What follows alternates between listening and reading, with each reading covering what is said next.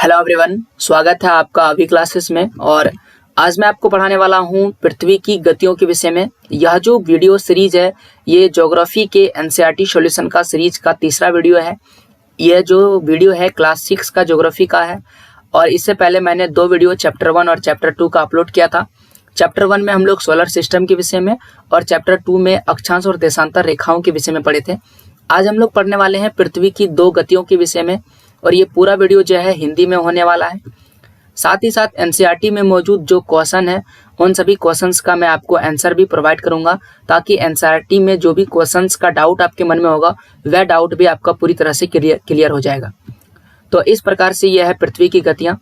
स्वागत है आपका अभी क्लासेस में और मेरा नाम अजीत कुमार है और मैं इन सभी सोशल मीडिया पर अवेलेबल हूँ। किसी भी प्रकार के पर्सनल सवाल के लिए आप मुझे इन सोशल मीडिया पर फॉलो कर सकते हैं और वीडियो से रिलेटेड कोई भी सवाल आप वीडियो में कमेंट कीजिए। और किसी भी प्रकार का वीडियो में सुधार चाहते हैं या आप कोई नई चीज़ें वीडियो में चाहते हैं तो वो हमें ज़रूर मेंशन करें, हम आपके लिए प्रोवाइड करेंगे। और साथ ही साथ आप किसी खास तरह के एसएसटी में कोई वीडियो चाहते हैं स्पेशल, तो आप वह भी कमेंट कीजिए, मैं उस तरह की वीडियो भी आपको अवेलेबल करूंगा ताकि आप अपने पढ़ाई की तैयारी बेहतर तरीके से कर सकें। अब आइए हम लोग पीडीएफ पर आते हैं और समझते हैं पृथ्वी की गतियों के विषय में। तो पृथ्वी की गतियों की अगर बात करें तो पृथ्वी की दो प्रकार की मुख्य रूप से गतियाँ होती है। तो पहले मैं पेन ले लेता हूँ। पृथ्वी की दोनों ही गतियां जो है सभी क्षेत्र के लिए बहुत ही महत्वपूर्ण है और इन्हीं दो गतियों के चलते ही पृथ्वी पर जो जीवन है वह संभव हो पाता है। तो पृथ्वी पर दो प्रकार की गतियां हैं, एक को हम घूर्णन गति कहते हैं और दूसरे को हम कहते हैं परिक्रमण गति। यह जो घूर्णन गति है तो इसके लिए क्या परिभाषा लिखा गया है कि पृथ्वी का अपने अक्ष पर घूमना घूर्णन कहलाता है। वहीं पृथ्वी सूर्य के चारों ओर परिक्रमण भी लगाता है, तो सूर्य के चारों ओर एक स्थिर कक्षा में पृथ्वी की गति को क्या कहते हैं? परिक्रमण कहते हैं। तो अगर आप लट्टू को घूमते हुए देखें तो लट्टू एक नुकीले कील पर क्या करती है? चक्कर लगाती है। पृथ्वी भी अपने एक अक्ष काल्पनिक अक्ष पर चक्कर लगाता है और इसी गति को हम क्या कहते हैं? घूर्णन कहते हैं। साथ ही साथ पृथ्वी सूरज के चारों ओर एक चक्कर लगाता है, इस गति को हम परिक्रमण गति कहते हैं। अब इन दोनों ही गति में बहुत ज़्यादा फायदे वाली बात होती है। सबसे पहले अगर हम घूर्णन की बात करें तो घूर्णन वह गति है जिसके चलते पृथ्वी पर दिन और रात संभव हो जाता है। कुछ चीज़ों को पहले समझ लेते हैं तब हम लोग समझते हैं कि पृथ्वी पर जो है दिन और रात कैसे होता है और परिक्रमण से हमारे पृथ्वी पर ऋतु परिवर्तन किस प्रकार से होता है। तो सबसे पहले यहाँ पर लिखा गया पृथ्वी का अक्ष एक काल्पनिक रेखा है जो इसके कक्षीय सतह से 66.5 डिग्री का कोण बनाता है। वह समतल जो कक्ष के द्वारा बनाया जाता है उसे कक्षीय समतल कहते हैं। तो ये भी एक ज्योग्राफी का टर्म है, इसे समझ लीजिए। ये जो लाइन आपको दिख रहा है इसे हम कहते हैं कक्षीय समतल, ठीक है। और यहाँ से अगर हम एक कोण बनाते हैं तो ये जो अक्ष है ये अक्ष तो पहले ही आ जाता है। जैसा कि हम सभी जानते हैं कि हमारी पृथ्वी जो है वह 23.5 डिग्री जो है अपने कक्ष से झुकी हुई है, यानी कि हमारी मान के चलिए कि हमारी पृथ्वी के लिए ये सीधा लाइन होना चाहिए, तभी हमारी लट्टू क्या होगा? घूमेगा। लेकिन हमारे पास ये सीधा लाइन नहीं होकर के एक टेढ़ी सी लाइन है और इसी पर हमारी लट्टू क्या हो रहा है? घूम रहा है, यानी कि हमारी पृथ्वी एक चक्कर लगा रहा है। और इसके चलते क्या होता है कि हमारे पृथ्वी पर कुछ विशेष भागों पर सूर्य का प्रकाश नहीं पड़ पाता है और उसमें अंधेरा रह जाता है। तो ये वाला जो क्षेत्र आपको दिख रहा है, यहाँ से अगर आप एंगल बनाएंगे तो यहाँ से यहाँ तक 66.5 डिग्री का कोण बनेगा और इसी 66.5 डिग्री के क्षेत्र को हम क्या कहते हैं? कक्षीय समतल कहते हैं।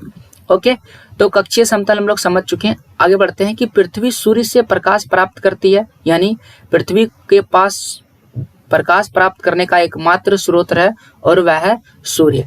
पृथ्वी का आकार जो है लगभग गोले के समान है, इसलिए एक समय में सिर्फ इसके आधे भाग पर ही सूर्य की रोशनी प्राप्त होती है और सूर्य की ओर वाले भाग पर दिन होता है, जबकि दूसरा भाग जो सूर्य से दूर रहता है वहां पर क्या होता है?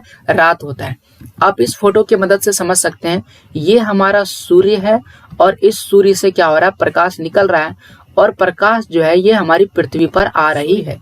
तो सूर्य से जो भी रोशनी आता है वह पृथ्वी के आधे भाग पर ही पड़ पाता है, जिसके चलते पृथ्वी के आधे भाग पर हमारा होता है उजाला और उस भाग पर रहता है दिन, और जिस भाग पर रोशनी नहीं पड़ पाती है उस भाग पर क्या होता है, रात होता है। एक और चीज आप समझिएगा, कहता है कि ग्लोब यानी कि पृथ्वी पर वह वृत्त जो दिन तथा रात को क्या कर देता है, विभाजित कर देता है। तो आप देख सकते हैं कि यहाँ पर एक लाइन होगा जो बिल्कुल एक गोलाकार वृत्त बनाएगा, यानी कि एक गोल जैसा आकृति का निर्माण करेगा। ठीक है, तो यह जो वृत्त कहलाता है इसे हम कहते हैं प्रदीप्त वृत्त। तो प्रदीप्त वृत्त भी हम लोग क्या कर चुके हैं, सीख चुके हैं। यह वृत्त अक्ष के साथ नहीं मिलता है, यानी अक्ष हमारा देख सकते हैं, इससे पहले हम इरेज कर देते हैं ताकि हम लोग इसे बेहतर तरीके से समझ सके। पेन का कलर चेंज कर लेते हैं, थोड़ा मोटा कर लेते हैं। ओके, तो देखिए ये हमारा क्या है, ये है थोड़ा सा आप देख सकते हैं, ये है अक्ष, और ये वाला जो लाइन दिख रहा है आपको जो एक वृत्त बनाएगा, ये अक्ष और अक्ष के साथ नहीं मिल रहा है। तो वही कहता है कि हमारा जो प्रदीप्त वृत्त है और जो अक्ष है वो कभी भी साथ नहीं मिलता है, जैसा कि चित्र 3.2 में आप देख सकते हैं। पृथ्वी अपने अक्ष पर एक चक्कर पूरा करने में लगभग 24 घंटे का समय लेती है। यानी पृथ्वी अपना एक चक्कर यानी एक बार पूरा चक्कर घूमने में कितना समय लेता है, 24 घंटा का समय लेता है। और इसी के कारण क्या होता है, हमें 24 घंटे में दिन और रात की अवधि देखने को मिलता है। यानी कि 12 घंटे में हमारा दिन हो जाता है, फिर 12 घंटे में क्या हो जाता है, रात हो जाता है। तो एक बार हम यहाँ पर अगर दिन में अवस्थित है तो दिन से हमारा फिर रात होगा, और फिर रात से हमें दिन में आने में कितना घंटा का समय लगता है, 24 घंटे का समय लगता है। अब हम लोग समझते हैं कि ये जो घूर्णन के समय काल को, चूंकि ये 24 घंटा लगता है और इस 24 घंटे को हम लोग पृथ्वी में एक दिन कहते हैं, इसीलिए घूर्णन के समय काल को पृथ्वी दिन भी कहा जाता है, और साथ ही साथ इसे हम पृथ्वी की दैनिक गति भी कहते हैं। तो इस प्रकार से हमने समझ लिया घूर्णन गति को, कि घूर्णन गति क्या होता है और घूर्णन गति के कारण क्या होता है, दिन और रात होता है, और घूर्णन गति के कारण दिन और रात कैसे होता है, प्रदीप्त वृत्त क्या होता है, और पृथ्वी दिन और दैनिक गति दोनों क्या होता है। अब एक चीज थोड़ा सा हमें समझने का जरूरत है, और ये एक छोटा सा सवाल है जो आपके मन में आता होगा या फिर बच्चे अक्सर पूछ लेते हैं, और ऐसा सवाल आपको नॉर्मल कहीं ना कहीं एक जीके वाला सवाल आता है कि हमारा जो पृथ्वी है उसके एक भाग पर 6 महीने क्या होता है, रात होता है, और एक भाग पर 6 महीने दिन होता है। तो वो कौन सा जगह है, वह है ध्रुव। तो आप देखिए इसका कारण क्या होता है। आप देख सकते हैं कि सूरज का प्रकाश पृथ्वी पर पड़ रहा है, और हमारी पृथ्वी थोड़ी सी क्या है, झुकी हुई है, और इस झुकाव के चलते जो उत्तर वाला ध्रुव है उस पर रोशनी पड़ रहा है, जबकि जो दक्षिण वाला ध्रुव आपको दिख रहा है यहाँ पर प्रकाश नहीं पड़ रहा है, जिसके चलते उत्तर ध्रुव पर क्या है, हमारा दिन है, और जो दक्षिण ध्रुव है इस पर क्या है, रात है। और इसी के चलते ये वाला समय 6 महीने के बाद बदलता है, और इसीलिए आपको उत्तरी ध्रुव में 6 महीने दिन देखने को मिलेगा, और फिर 6 महीने के बाद इस वाले में क्या होता है, रात होता है। अब ये रात कैसे होता है, इसके लिए जब हम परिक्रमण पर पहुंचेंगे तब आपको बता देंगे कि इसका कारण क्या होता है। अब एक सवाल पढ़ते हैं, और वह सवाल है कि कल्पना कीजिए कि अगर हमारी पृथ्वी घूमना बंद कर दे, यानी घूर्णन नहीं करे, तो क्या होगा। तो सिंपल बात है कि सूरज, चूंकि हमें सूर्य से पृथ्वी पर क्या होता है, उजाला मिलता है, प्रकाश मिलता है, ऊर्जा मिलता है, तो सूर्य के तरफ यानी कि जो भाग सूरज के तरफ रह जाएगा उस वाले भाग पर पृथ्वी पर हमेशा क्या होगा, दिन होगा, और जिस कारण उस भाग पर आपको गर्मी भी अधिक और लगातार पड़ेगी। लगातार कभी भी गर्मी खत्म होगा ही नहीं, लगातार गर्मी पड़ता रहेगा। दूसरा भाग जो हमेशा ही अंधेरा में रहेगा, वहां पूरे समय आपको ठंड पड़ेगी, क्योंकि वहां पर धूप पड़ नहीं रही है, और इस तरह से पूरी अवस्था जो बिल्कुल खराब हो जाएगी। यहाँ पर जीवन संभव नहीं हो पाएगा, क्योंकि एक तरफ पूरा आपको गर्मी लगेगा और एक तरफ पूरा क्या लगेगा, ठंडा लगेगा, और दोनों में से दोनों क्षेत्र में आप रहना पसंद नहीं करेंगे। तो इसीलिए पृथ्वी की गति जो है बहुत ज्यादा जरूरी है। अब आइए हम लोग थोड़ा सा यहाँ पर देख लेते हैं कि ये जो लीप वर्ष होता है वह क्या होता है, ये भी हमें समझना पड़ेगा। तो देखिए पृथ्वी की दूसरी गति को सूर्य के चारों ओर कक्ष में होता है, और उसे क्या कहते हैं, परिक्रमण गति कहते हैं। यहाँ पर लिखा है कि सूर्य के चारों ओर कक्ष में होता है। ठीक है, तो ये क्या होता है देख लेते हैं। तो यहाँ पर आप देखिए, इस पिक्चर की मदद से आप समझ सकते हैं, ये हमारा सूर्य है और ये हमारा क्या है, पृथ्वी है। और पृथ्वी क्या कर रही है, सूर्य के चारों ओर एक चक्कर लगा रहा है। तो इस प्रकार से पृथ्वी सूर्य के चारों ओर एक चक्कर लगाती है और इस एक चक्कर को लगाने में इसे कितना समय लगता है, इसे लगता है 365 दिन और 1/4 दिन। अब ये क्या होता है, 365 दिन तो पूरा लगता है, 1/4 दिन का मतलब होता है 6 घंटे। अब 6 घंटे क्यों होता है, क्योंकि एक दिन में 24 घंटा होता है और उसे अगर हम 4 से भाग करेंगे तो 6 आता है। यानी कि हमारी पृथ्वी को सूरज का एक चक्कर पूरा करने में समय लगता है 365 दिन और 6 घंटे का समय लगता है। अब हम लोग एक साल में 365 दिन और 6 घंटे तो कर नहीं सकते हैं, इसलिए हम लोग क्या करते हैं, एक वर्ष में केवल और केवल 365 दिन ही गिनते हैं और 6 घंटे को क्या कर देते हैं, छोड़ देते हैं, यानी कि उसे हम नहीं जोड़ते हैं। अगर हम 6 घंटे छोड़ते चले जाएंगे तो इससे आने वाले समय में बहुत ही ज़्यादा समय का नुकसान हो जाएगा, क्योंकि समय हमारे लिए कीमती है। इसलिए जब 4 वर्ष हो जाता है, यानी कि 4 साल जब हो जाता है, तो 6 घंटे मिल करके 6 घंटे 4 साल में हो जाता है 24 घंटे। और 24 घंटे कितना हो रहा है, 24 घंटे तो एक दिन के बराबर है, यानी कि हमारा एक और अतिरिक्त दिन बढ़ जाता है। और इसी एक अतिरिक्त दिन को हम फरवरी के महीने में क्या कर देते हैं, जोड़ देते हैं। और इस प्रकार से प्रत्येक 4 साल में 28 महीना, फरवरी का 28 महीना नहीं होकर के वह 29 दिन का महीना होता है। और उस साल हमारे पास 366 दिन का एक साल होता है। और इस प्रकार से हमारे पास कितने साल हो जाते हैं, माफ कीजिए, कितने दिन के साल हो जाते हैं, 366 दिन के साल होते हैं, जिसे हम लीप वर्ष कहते हैं। तो इस प्रकार से परिक्रमण में पहली जो चीज होती है वह हमने आपको बता दिया।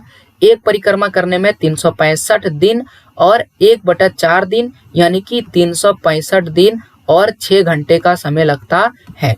और इस 6 घंटे को 4 साल में जोड़ के हमने क्या बना लेते हैं, लीप वर्ष बना लेते हैं। अब हमारी पृथ्वी की परिक्रमण से हमें क्या फायदा होता है, इसे समझिए।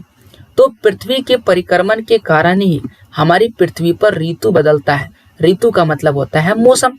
तो अगर मौसम नहीं बदलेगा तो हमें हमेशा गर्मी या ठंडा लगता रहेगा, जो हमें एक मौसम बिल्कुल भी बर्दाश्त नहीं है। तो इसी मौसम परिवर्तन के लिए क्या जरूरी है, पृथ्वी का परिक्रमण जरूरी है। अभी होता कैसे है, आप इस तरह समझिए। जैसा कि मैंने आपको बताया था थोड़ी देर पहले कि पृथ्वी के केवल एक भाग उत्तरी ध्रुव पर 6 महीने का दिन हो रहा है और 6 महीने का रात। इसका कारण देखिए, अभी पृथ्वी इस तरफ से झुका हुआ है, जब ये पृथ्वी यहाँ पर है। जब ये घूमते घूमते इस स्थिति पर आता है तो इसका आकृति कुछ इस प्रकार होता है। यानी कि जहाँ पर ऊपर वाले क्षेत्र में पहले दिन था, वहाँ आप देख सकते हैं ऊपर वाले क्षेत्र में अंधेरा, यानी कि हो गया रात, और अब नीचे वाले क्षेत्र में क्या हो गया, दिन। और ये प्रक्रिया 6 महीने के बाद लौटता है, और इसीलिए इसमें 6 महीने का दिन और 6 महीने का क्या होता है, रात होता है। अब हमारी पृथ्वी की 4 स्थिति बनती है। तो कौन कौन सी स्थिति, एक स्थिति ऐसा होता है जब 22 दिसंबर को होता है, और एक स्थिति होता है 21 जून को। ओके, जब 21 जून में पृथ्वी रहता है तो इस समय सूरज का प्रकाश कर्क रेखा पर पड़ता है बहुत तेज, इसीलिए भारत कर्क रेखा में मौजूद है। तो कर्क रेखा में आपको गर्मी का मौसम देखने को मिलता है। उसी प्रकार से जब पृथ्वी इस स्थिति में आता है तो इस स्थिति में कर्क रेखा पर जो रोशनी है वो थोड़ा क्या पड़ता है, कम पड़ता है, या फिर तिरछी पड़ती है, जिसके चलते हमारे पास सूर्य का प्रकाश थोड़ा कम आता है। और इसलिए इस स्थिति में हमें सूर्य का प्रकाश कम मिलता है और हमारे पास होता है ठंडा, यानी कि हम ठंडे मौसम का अनुभव कर लेते हैं। अब देखिए 21 जून वाली, यानी कि पृथ्वी जब 21 जून को जिस स्थिति पे रहता है, उस स्थिति में उत्तरी ध्रुव जो होता है वो सूरज के करीब होता है, इसलिए हम इससे उत्तर अयनांत कहते हैं। और उसी प्रकार से जब 22 दिसंबर की स्थिति पर आप गौर करें तो दक्षिणी ध्रुव जो है वह सूरज के करीब हो जाता है, इसीलिए हम इसे दक्षिण अयनांत कहते हैं। अब 2 स्थिति पृथ्वी की और बनती है, और इस स्थिति में दोनों ही ध्रुव बराबर बराबर स्थिति में होता है। या तो इसका ये वाला जो भाग है विषुवत रेखा, यह सूरज के बिल्कुल ज्यादा करीब होता है। और इस स्थिति में कब होता है, एक होता है 21 मार्च को और दूसरा होता है 23 सितंबर को। तो 21 अब आइए देखते हैं कि पृथ्वी के परिक्रमण गति के कारण हमें क्या क्या चीजों को जो है देखने को मिलता है पृथ्वी पर। तो देखिए, पृथ्वी जो है अपनी परिक्रमण गति के कारण 4 विभिन्न स्थितियों में विभिन्न प्रकार के ऋतु का निर्माण करता है और इस प्रकार से हमें 4 ऋतु का अनुभव होता है। तो पृथ्वी पर अगर हम देखें तो पृथ्वी पर मुख्य रूप से एक वर्ष में अलग अलग प्रकार की ऋतुओं में गर्मी का ऋतु, सर्दी ऋतु, वसंत ऋतु और शरद ऋतुओं में हम इसे बांट सकते हैं। और ये कैसे होता है? ऋतु में जो परिवर्तन होता है, यानी गर्मी से सर्दी, सर्दी से वसंत और वसंत से शरद ऋतु, ये जो ऋतु होता है ये किसके कारण होता है? सूर्य के चारों ओर पृथ्वी की परिगति के कारण होता है या परिवर्तन के कारण होता है। चारों ओर स्थिति में परिवर्तन के कारण होता है, यानी कि पृथ्वी अपनी स्थिति सूर्य के चारों ओर बदलता है, इसीलिए ये सारी चीजें होता है। अब इसे समझिए, पृथ्वी जो है 4 प्रकार की स्थिति का निर्माण करता है। एक को कहते हैं दक्षिण आयनांत, दूसरे को कहते हैं उत्तर आयनांत, अब एक और होता है उसको हम कहते हैं विषुव। तो इस प्रकार से पृथ्वी की कितनी स्थितियां बनाती है? 4 स्थितियां, दक्षिण आयनांत, उत्तर आयनांत और विषुव। और विषुव 2 आ जाता है तो हम लोग 3 ही स्थिति इसको क्या करेंगे? गिनेंगे। अब हम लोग समझते हैं कि उत्तर आयनांत है क्या।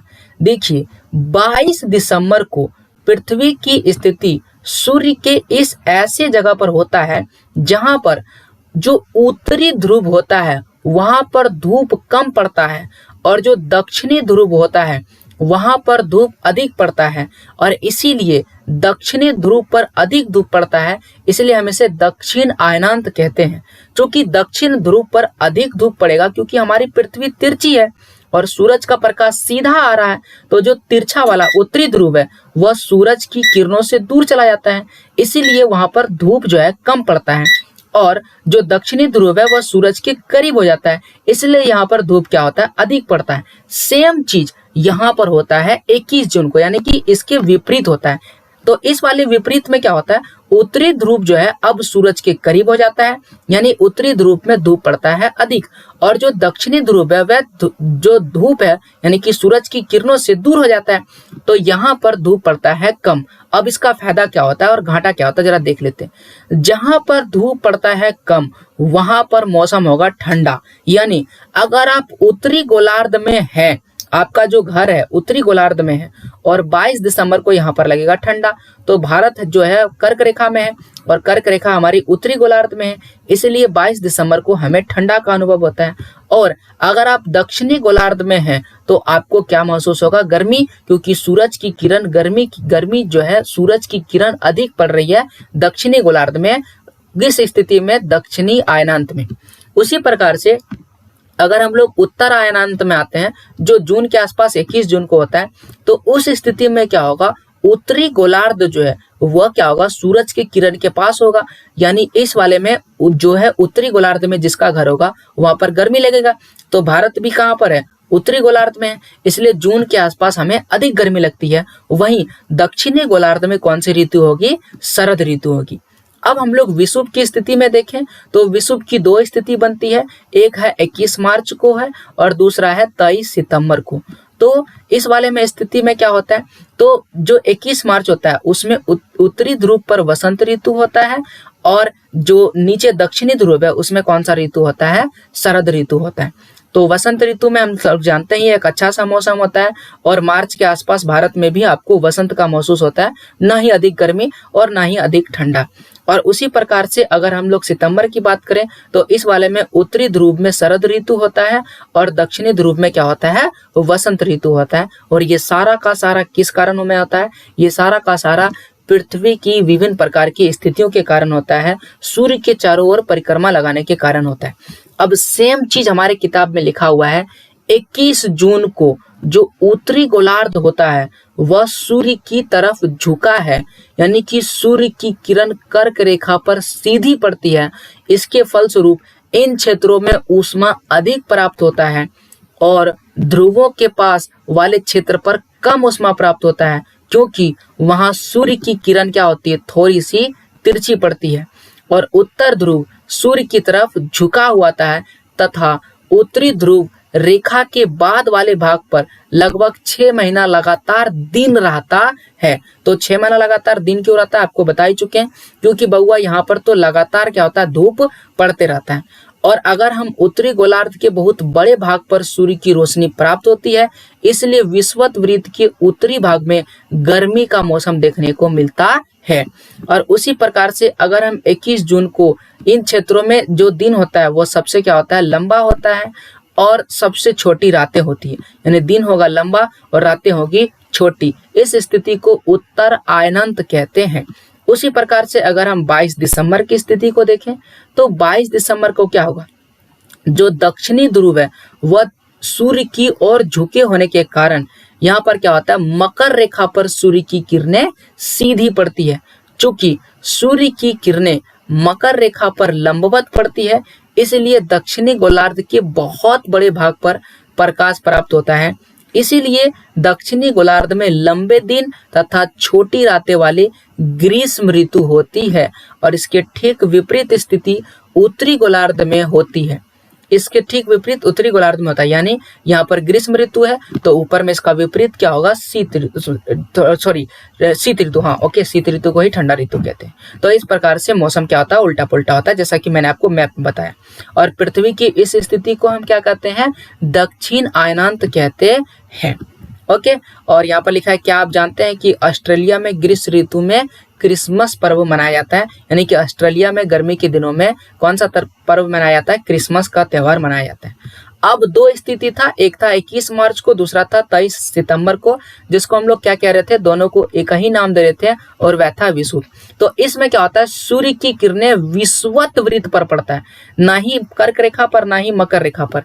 किस पर पड़ता है, विषुवत वृत्त पर पड़ता है सीधा। और इस अवस्था में कोई भी ध्रुव सूर्य की ओर नहीं झुका होता है, इसलिए पूरी पृथ्वी पर रात एवं दिन क्या होते हैं, बराबर होता है और इसे हम क्या कहते हैं, विषुव कहते हैं। तो अगर आपको कहीं भी विषुवत रेखा, विषुवत वृत्त, अक्षांश रेखा, दशांतर रेखा, कर्क रेखा, मकर रेखा इसमें डिस्टर्ब हो रहा है या आपको समझने में दिक्कत हो रहा है, तो आपने मेरा चैप्टर 2 का वीडियो नहीं देखा है तो प्लीज आप जाइए डिस्क्रिप्शन में पड़े हुए लिंक से पहले चैप्टर 2 का जो है वो पूरा वीडियो देख लीजिए, तभी आपको ये वाला थोड़ा बेहतर समझ में आएगा।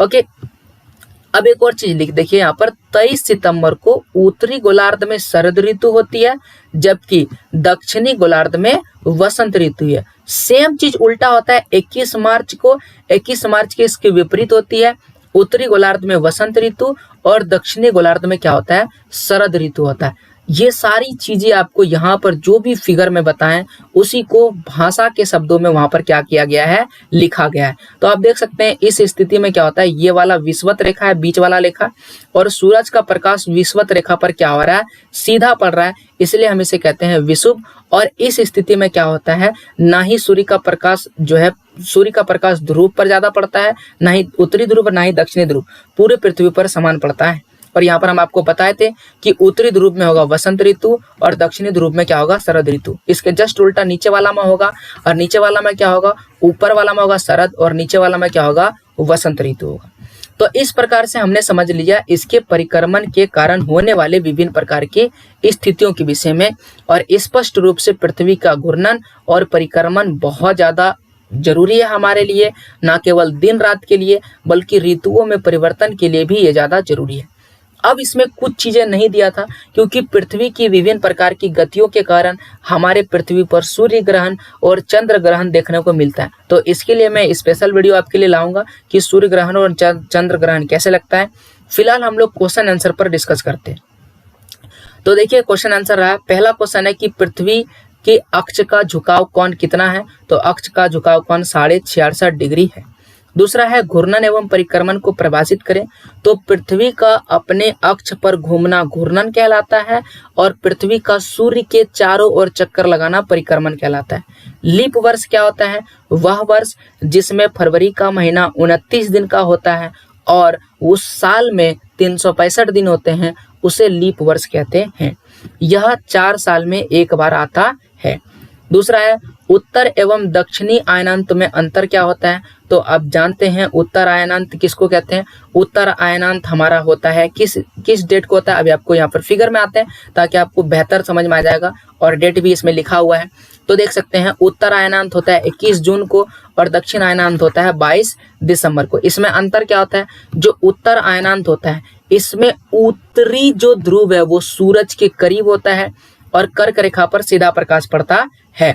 उसी प्रकार से जो दक्षिणी आयनांत है इसमें क्या होता है, इसमें दक्षिणी ध्रुव सूर्य के पास होता है और इसमें मकर रेखा पर सीधा प्रकाश पड़ता है, जिसके चलते दक्षिणी ध्रुव में क्या होगा, गर्मी का मौसम होगा और उत्तरी जो ध्रुव है उसमें शीत ऋतु होगा।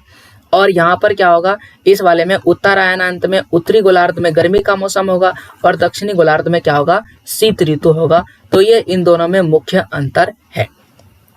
विषुव क्या है, तो विषुव कौन सी स्थिति को कहते हैं, वह स्थिति जब पृथ्वी के विषुवत वृत्त पर या विषुवत रेखा पर सूर्य का प्रकाश सीधा पड़ता है तो उसे हम क्या कहते हैं, विषुव कहते हैं। और इस स्थिति में उत्तरी गोलार्ध और दक्षिणी गोलार्ध में शरद और जो है वसंत ऋतु होता है अलग अलग स्थिति में। तो यहाँ पर दो गो डेट आप याद रखिएगा, 21 मार्च और 23 सितंबर को। 21 मार्च को क्या होगा, उत्तरी गोलार्ध पर होगा शरद ऋतु, यहाँ पर लिखा हुआ है। 23 सितंबर को क्या होगा, उत्तरी गोलार्ध पर शरद ऋतु होगा, उल्टा हो गया। 23 सितंबर को उत्तरी गोलार्ध में शरद ऋतु होगा, जबकि दक्षिणी गोलार्ध में क्या होगा, वसंत ऋतु होगा। और 21 मार्च को इसका क्या हो जाएगा, उल्टा हो जाएगा। तो विषुव को भी हमने परिभाषित कर दिया। अगला क्वेश्चन है कि जो दक्षिणी गोलार्ध में उत्तरी गोलार्ध की अपेक्षा उत्तर एवं दक्षिण आयनांत अलग अलग समय में होता है, क्यों? तो इस सवाल का जवाब वही है कि जब हम लोग पढ़े थे कि उत्तरी गोलार्ध में सूर्य जो है सूर्य की तरफ झुका हुआ रहता है, यानी कि जब उत्तरी गोलार्ध जो है सूर्य की तरफ झुका हुआ रहता है तो सूरज का बहुत सारा जो प्रकाश है वो किस पर पड़ता है, कर्क रेखा पर अधिक पड़ता है। और कर्क रेखा पर अधिक पड़ने के चलते कर्क रेखा वाला भाग पर हमें गर्मी मिलता है, इसलिए उत्तरी गोलार्ध में ग्रीष्म ऋतु होता है और दक्षिणी गोलार्ध में क्या होता है, शीत ऋतु आता है। यानी उत्तरी गोलार्ध में हमें गर्मी लगती है और जो दक्षिणी गोलार्ध है वो उसमें क्या लगती है, ठंडी लगती है। लेकिन ये चीज सिर्फ और सिर्फ उत्तर आयनांत में होता है। लेकिन जब ये दक्षिणी आयनांत में प्रवेश कर जाता है तो उस स्थिति में क्या होता है, हमारा जो दक्षिणी गोलार्ध है वो सूरज के करीब होता है और मकर रेखा पर सबसे अधिक प्रकाश मिलता है और जो ऊपर वाला कर्क रेखा वाला भाग है वो सूरज से दूर रहता है। और उस स्थिति में जो नीचे वाला भाग है यानी कि दक्षिणी गोलार्ध में हमें ग्रीष्म ऋतु देखने को मिलता है और उत्तरी गोलार्ध में शीत ऋतु देखने को मिलता है। और यही कारण है कि इसमें आयनांत जो है वो अलग अलग समय में होता है।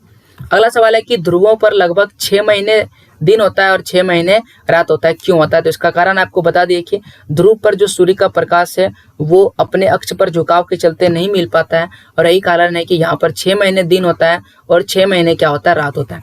तो एक बार मैं आपको मिटा के ये वाला थोड़ा फिर से एक्सप्लेन कर देता हूँ ताकि आप इसे भूले नहीं। तो कारण आपको बता दिए थे कि ये हमारा जो पृथ्वी है वो थोड़ा अपने अक्ष पर क्या है, झुका हुआ है, जिसके चलते सूरज का प्रकाश एक ऐसा समय होता है जो ध्रुव से पार हो जाता है, यानी ध्रुव पर पड़ता है, यानी उत्तरी ध्रुव पर पड़ता है लेकिन दक्षिणी ध्रुव पर प्रकाश नहीं पड़ पाता है। लेकिन 6 महीने के बाद ये स्थिति क्या हो जाती है, बदल जाती है, क्योंकि सूरज पृथ्वी जो है वो एक चक्कर लगा करके फिर इस स्थिति में आता है, यानी उत्तर आयनांत पे आ जाता है। और इस स्थिति पर उत्तरी जो ध्रुव है उस पर क्या होता है, प्रकाश पड़ता है और दक्षिणी ध्रुव पर प्रकाश नहीं पड़ता है। और जब ये इस वाले दक्षिण आयनांत पे आ जाता है तो उस समय दक्षिणी ध्रुव पर प्रकाश पड़ता है और उत्तरी ध्रुव पर प्रकाश नहीं पड़ता है। और यही कारण है कि इन दोनों ही ध्रुवों पर 6 महीने दिन और 6 महीने क्या होता है, रात होता है।